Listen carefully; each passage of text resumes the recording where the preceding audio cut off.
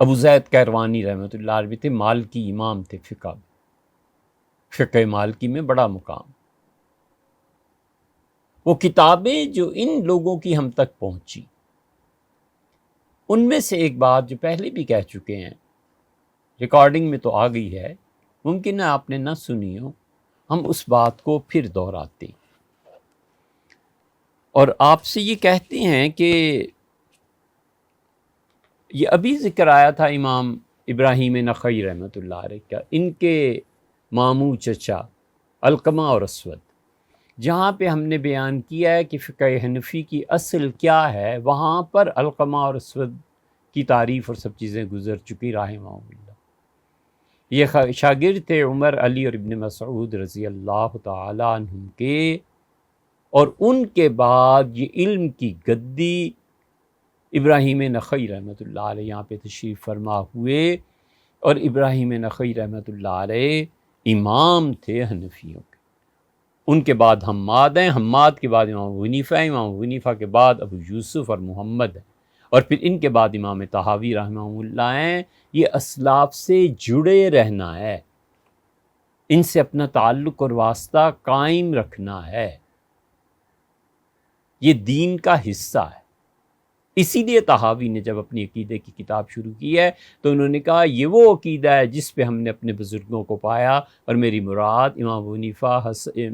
امام محمد اور امام ابو یوسف رحمہ اللہ سے ہے۔ ہر کوئی پیوست رہنا چاہتا ہے۔ کیروانی رحمۃ اللہ علیہ نے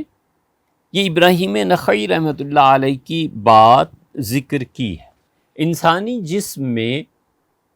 کلائی کا یہ حصہ، یہ کلائی ہے نا، کلائی کا یہ حصہ جو انگوٹھے کے قریب ہے، اس کو پہنچا کہتے ہیں،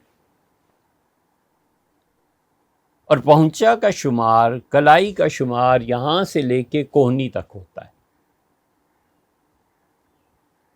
امام ابراہیم نخعی رحمۃ اللہ علیہ نے فرمایا کہ لو رأیت الصحابہ یتوضؤون الی الکوعین، کوعین رسغین، پہنچے تک، اگر میں یہ دیکھوں کہ رسول اللہ صلی اللہ علیہ وسلم کے صحابہ کرام رضی اللہ عنہم نے وضو میں اپنے ہاتھ دھوئے ہیں پہنچوں تک، یہاں تک۔ یہ ابراہیم نخعی رحمۃ اللہ علیہ تابعی ہیں،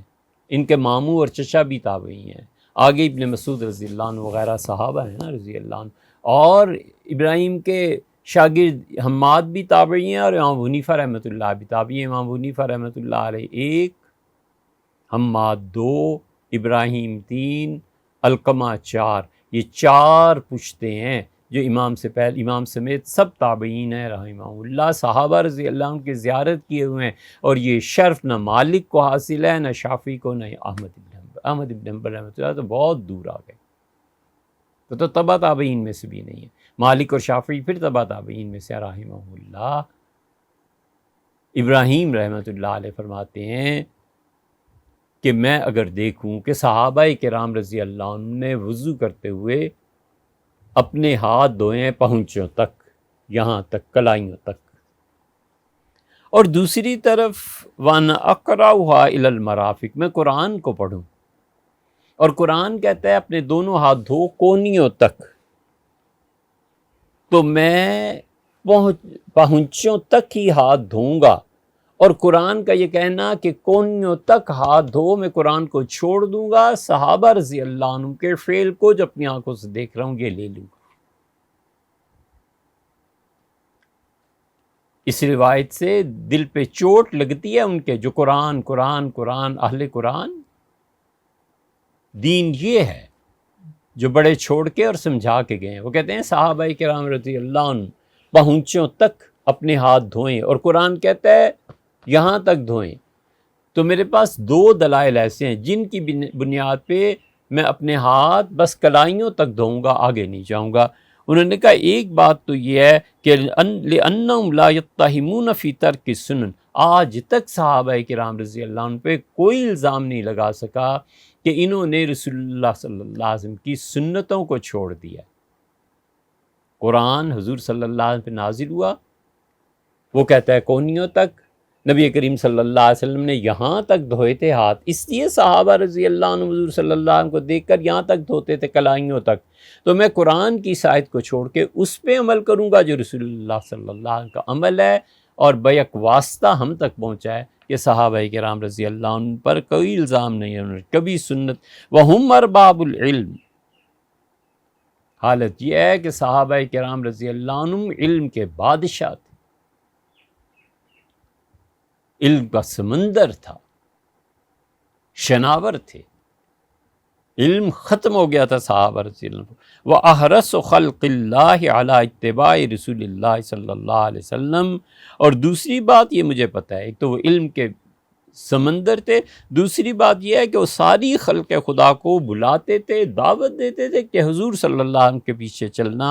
فلا یظن ذالک بہم، اور تم مجھے کہو کہ صحابہ رضی اللہ عنہ کو چھوڑ دو اور قرآن کے مطابق کوہنیوں تک ہاتھ دو، میں قطعاً صحابہ رضی اللہ عنہ کو نہیں چھوڑ سکتا، اس لیے کہ وہ لوگ، ان کو علم بھی بہت زیادہ تھا، کیوں انہوں نے اس آیت پہ عمل نہیں کیا یہ وہ جانتے ہوں گے، اور دوسرے وہ کل خلق خدا کو حضور صلی اللہ علیہ وسلم کی طرف بلاتے تھے، تو حضور صلی اللہ علیہ وسلم نے قرآن کے اس حکم پہ عمل نہیں کیا، تو میں نبی کریم صلی اللہ علیہ وسلم کو دیکھ کے دین کو سمجھوں گا، اس طرف نہیں جاؤں گا۔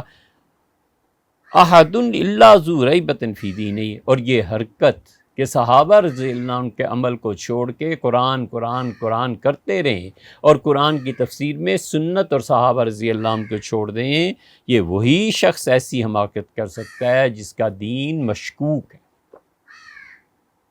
وہ اپنے دین کو برباد کر رہا ہے صحابہ رضی اللہ عنہ کے مسلک کو چھوڑ کے۔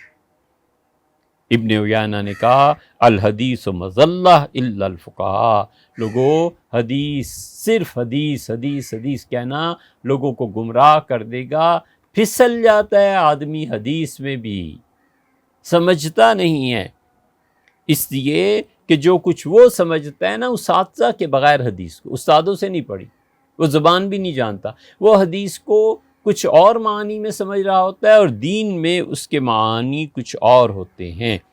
اور پھر ابن وہب نے کہا کہ کل صاحب حدیث، ہر وہ آدمی جو حدیث کا رٹا لگاتا ہے، لیس لہو امام فی الفقہ، اور اسے سمجھانے کے لیے کوئی استاد نہیں ہے، اس نے حدیث کہیں سے پڑھی نہیں ہے، فہو ضال، تو وہ آدمی گمراہ ہے۔ دیکھنا اس نے حدیث پڑھی کہاں سے ہے، ولولا ان اللہ انقذنا بمالک، اور اگر ہم نے امام مالک رحمۃ اللہ علیہ سے حدیث کے معنی نہ سمجھے ہوتے، واللیث، اور لیث ابن سعد رحمۃ اللہ علیہ سے، ان کی قبر جامع الازہر کے قریب ہے مصر میں، لیث ابن سعد اور مالک سے ہم نے حدیث نہ سنی ہوتی، نہ پڑھی ہوتی، لضل اللہ، ہم سب گمراہ ہو جاتے۔